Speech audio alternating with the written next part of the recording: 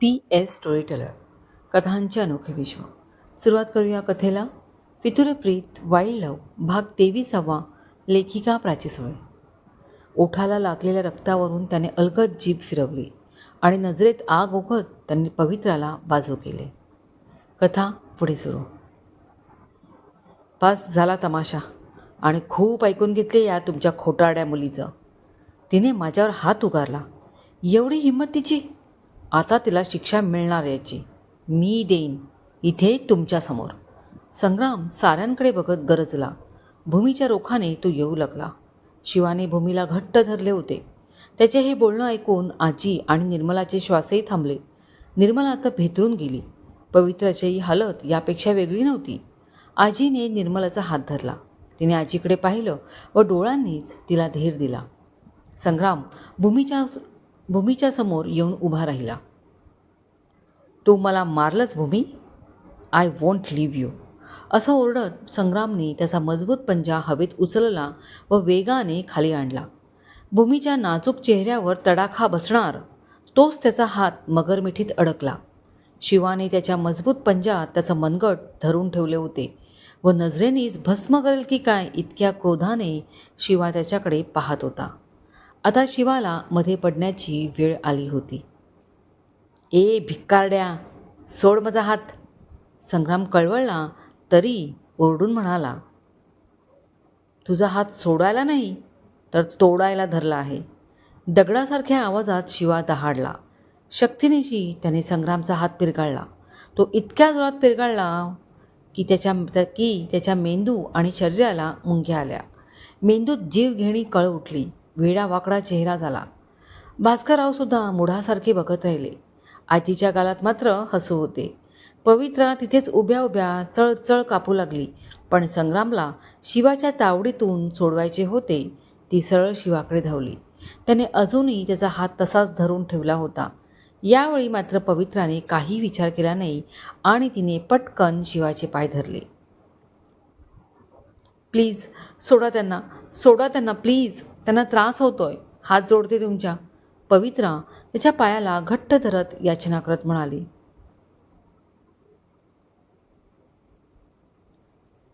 ह्याला त्रास होतोय मग भूमीला त्रास होतोय झालाय ते दिसलं नाही का तुला? तेव्हा असुरी आनंद होत होता का? बोल. शिवा ओरडला. आता ह्याचा हात तुटूनच खाली येणार. शिवा निर्वाणीचं म्हणाला. नाही. पवित्रा ओरडली. बाबा तुम्ही बोला ना काहीतरी. त्यांचा हात मोडेल. पवित्रा घाबरून ओरडत बोलली. संग्रामला तो त्रास आता असह्य होत होता. आम्ही खरंच चुकलो. मी खरं बोलते. पण त्यांचा हात सोडा प्लीज. पवित्रा किंचाळून शिवावर धावत जात म्हणाली. शिवा सोड त्याचा हात. आजीने त्याला म्हटले व सेकंदात शिवाने त्याचा हात सोडून दिला.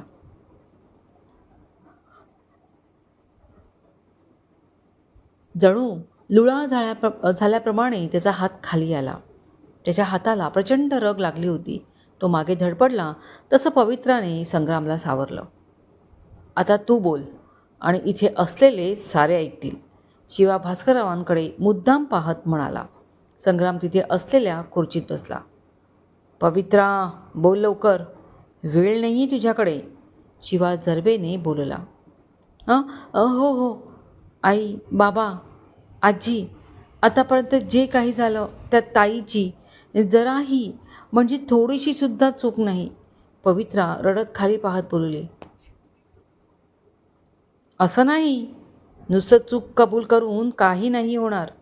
तुम्ही जे काही भूमीसोबत केलंय ते सविस्तर सांग. नाहीतर याचे दोन्ही हात तोडेन. मग जेलमध्ये गेलो तरी बेहत्तर. शिवा बोलला. भूमीने त्याचा हात धरला. शिवा भूमी थांब. तू काही बोलू नकोस. जितका करायचा तेवढा संघर्ष केलास. पण आता नाही. आता रिझल्ट येणार. मी आहे तुझा नवरा. तुझ्या नखालाही इजा होणार नाही. तिच्याकडे प्रेमळ नजरेने पाहत तो म्हणाला. बोल पटपण. शिवा ओरडला. हो सांगते. पवित्राने अगदी कॉलेजपासून सांगायला सुरुवात केली. ऐकूया. बाईक रेसिंगमध्ये संग्राम किती दुष्टपणा करून रेसर्सना जखमी करत असे व स्वतः ट्रॉफी जिंकत असे. कालांतराने भूमी आणि संग्राम मनाने दोघांच्या जवळ आले. भूमी त्याच्यावर मनापासून प्रेम करू लागली, पण संग्राम फक्त तिचा बदला घेण्यासाठी हे नाटक करत होता. शेवटी त्याने तो प्लॅन आखला. त्याने एकट्याने की तूही यात सामील होतीस? सांग. हो, माझीही मदत होती त्याला, पवित्रा घाबरून बोलली. संग्रामने भूमीला खोटं प्रेमाच्या जाळ्यात ओढले, लग्नाचं स्वप्न दाखवले. त्याचा प्लान पटपट पटपट. शिवा तिला थांबूच देत नव्हता. लग्नाच्या दिवशी भूमीचं अपहरण करायचे, तेही असे की तिला पळवलं गेलंय असं न वाटता ती स्वतः पळून गेली आहे असे भासवायचे. 2 दिवस तिला अनोळख्या जागेत ठेवायचे व आमच्या म्हणजे माझ्या व संग्रामच्या लग्नात मुद्दाम आणायचे. तिची बदनामी करायची, तिच्याबद्दल एवढं वाईट बोलायचे की साऱ्यांनाच ती खोटी आहे असं वाटावं. पवित्रा घाबरून बोलतच होती. आणि शेवटचं खरं खरं सांग,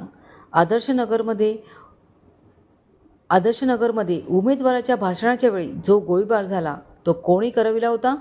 त्याचा मास्टर माइंड कोण होता? शिवा खूप थंडपणे तिच्याकडे बघत म्हणाला.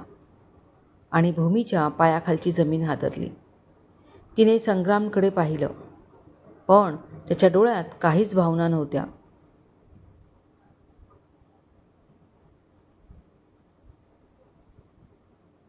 कर सुरुवात, आम्ही ऐकतोय, शिवा म्हणाला. भास्करराव, आपल्या कानात कोणीतरी शिशाचं तेल ओततंय असं त्यांना वाटत होतं. तू बोलतेस की त्याचा हात उखडू? शिवा आता भयंकरच चिडला. संग्रामने एका क्षणाची उसंत न घेता पवित्रा पटकन बोलली. आदर्शनगरमध्ये उमेदवाराची सभा होणार होती. तो उमेदवार ज्या पार्टीचा आहे त्या पार्टीला संग्रामच्या बाबांचं फंडिंग जातं. भूमीला तिच्या घरून जरी बेघर केलं असलं तरी तिने शिवाशी लग्न केलेलं संग्रामला आवडलं नव्हतं. एवढं करूनही भूमी खुश होती. तिला हक्काचं घर मिळालं. भूमीला उद्ध्वस्त करायचंच हा संग्रामचा एम होता. मग आम्ही दोघांनी एक प्लॅन केला. त्या सभेमध्ये गोळीबार करून आणायचा, कोणातरी भलत्याच माणसाला मारायचे. ह्या सगळ्याचा आळ शिवावर आणायचा असे ठरले होते. एकदा शिवा जेलमध्ये गेला की भूमीला संग्राम धडा शिकवणार होता. पवित्रा धीर एकवटून बोलत होती. थाड. कोणीतरी कड्यावरून खाली ढकलून दिले असे पवित्राला झाले. पुढे आलेल्या निर्मलाची जोरदार थप्पड तिच्या गालावर वळ उठून गेली. अगं, मुलगी आहेस की कोण तू? इतक्या खालच्या थराला जाऊन वागलीस? जराही लाज शरम नाही तुला? कैदाशीण, तिच्याकडे दात ओठ खात बघत निर्मला ओरडली. आज पवित्रा आणि संग्रामचा बहुतेक मारच खाण्याचा दिवस होता. बाबा, ऐकलत का सारं? तुमच्याच मुलीने कबुली दिली आहे, तेही घाबरून. बोला, हेही खोटं वाटत असेल तर सांगा, तुम्हाला आणखी पुरावा देते. पण माझ्याशी असं का वागला त्याचं उत्तर हवंय मला. भूमी भास्कररावांकडे एकटक बघत निर्वाणीच्या सुरात म्हणाली. जे काही घडत होते ते भयानक होते.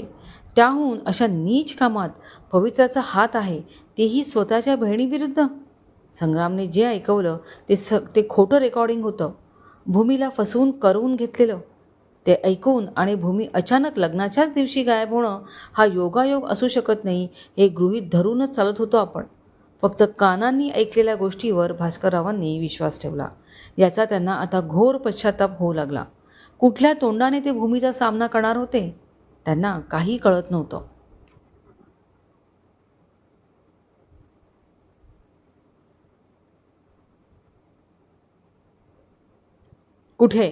कुठे तो बदमाश चोर?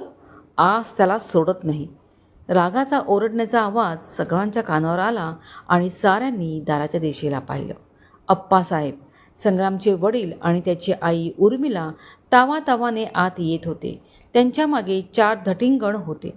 संग्रामने त्यांना पाहिलं आणि त्यांच्यात जोश संचारला. बाबा, त्यांना हाक मारत तो उठू लागला. हात ठणकत होता. उर्मिलाने ते पाहिलं आणि धावत त्याच्याजवळ गेली. अरे, ही काय अवस्था झाली माझ्या मुलाची? कोणी केली? सांगा. उर्मिला बेभान झाली. आई, या गुंडाने माझा हात मोडला. संग्राम त्याच्याकडे बघत ओठांवरून जीभ फिरत म्हणाला. काय? ह्या भिकाऱ्याने तुला हात लावला आणि तू काय त्याचा मार खात राहिलास? उर्मिला संग्रामकडे रागाने बघत म्हणाली.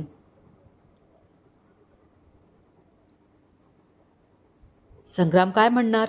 त्याला माहीत होते शिवासमोर तो काहीच नाहीये. अहो, ऐकलत ना? ह्या मुलाने आपल्या संग्रामला मारले. धरा त्याला. उर्मिला किंचाळली. अप्पासाहेबांच्या मागे असलेले ते चारही रेडे धावले व सर्व शक्तीनिशी शिवाला त्यांनी धरून ठेवले. त्यांनीही वस्तीत शिवाचा मार खाल्ला होता. ते आता शिवाला तशी संधी देणार नव्हते. शाब्बास, सोडू नका त्याला, गच्च धरून ठेवा. संग्रामला आता चेव आला. घाणेरडा हसत तो म्हणाला आणि त्याने भूमीकडे पाहिलं. डोळ्यात असोरी तरळली. भूमीचा वचपा कसा काढायचा याचाच विचार तो करत होता.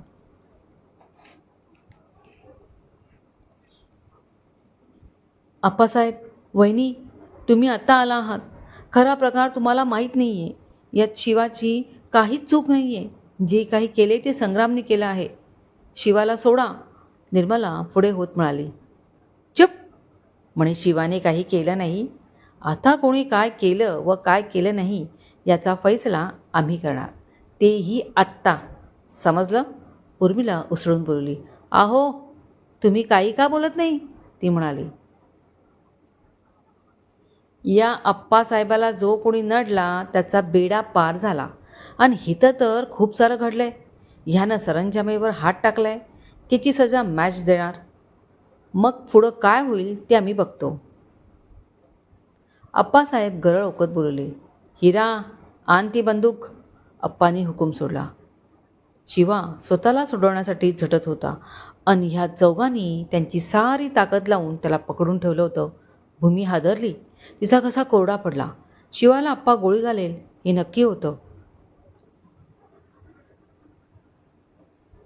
ती निकाराने पुढे झाली. अप्पासाहेब, कायदा हातात घेऊ नका. परिणाम खूप वाईट होतील. भूमी ओरडली.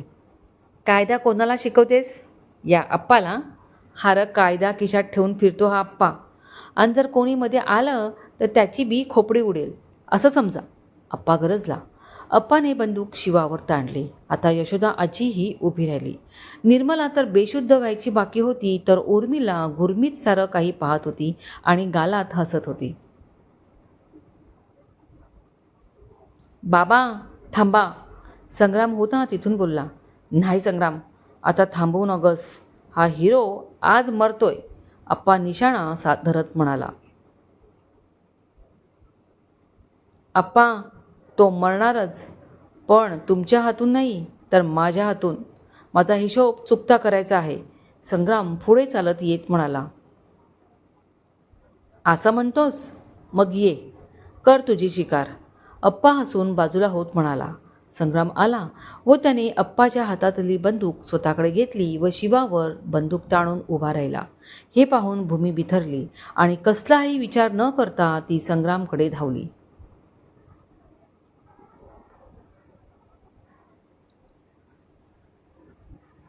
संग्राम, सोड त्यांना, ती ओरडली.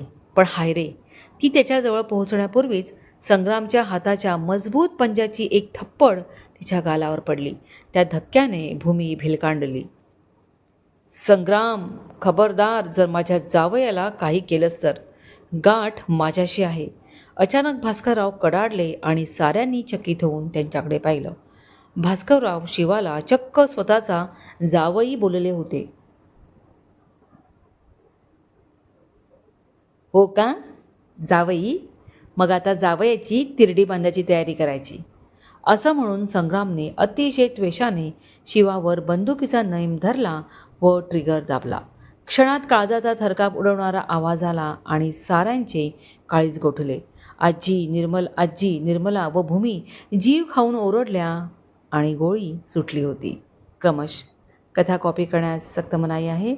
कथेचे हक्क लेखिकेकडे सुरक्षित. कथा लिखित व आवाज प्राची सोळे. हाईप करायला विसरू नका. मनपूर्वक धन्यवाद.